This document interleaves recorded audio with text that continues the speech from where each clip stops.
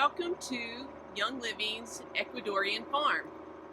So here I am on the hillside in one of the groves. Can you tell by looking at the trees what kind of grove I'm in? Well, if you haven't already guessed, it's Ylang Ylang, and I wish you could smell it. It is so heavenly. Ylang Ylang is one of my favorite oils anyway. It's so calming and it's so supportive to the endocrine system. So just smelling it, oh my goodness. All right, I just want to show you something, if I can get up here. In order to know whether or not it's ready to be harvested, and which is all done by hand, by the way, you will peel back the petals and look, you see right there? You see that ring of color? That's how we know that it's ready. If we pull one back, so look at another one here. This one's starting to be ready also. Get it. There you go. You can see it. It's starting to be ready. If you pull it back and there's no red like this, that means it's not ready for harvesting and it will be left until it does change colors.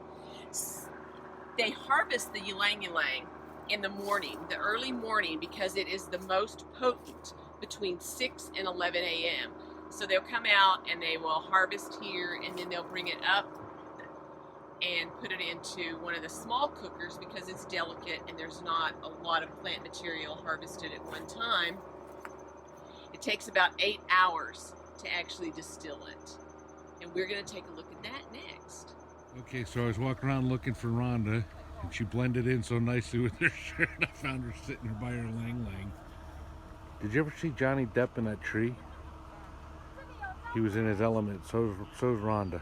Bottom, it's all ready to be distilled. And it's such a delicate flower that it will turn brown in about 3 hours. Oh wow, so you want to catch it before it even go to that process. So all the people that work collecting it, they start at 5:30 every morning when it's still cool outside.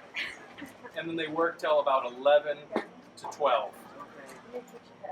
And then after that, it just gets too hot and it's too delicate and it'll just turn brown and no good. But we produce this year-round, every day.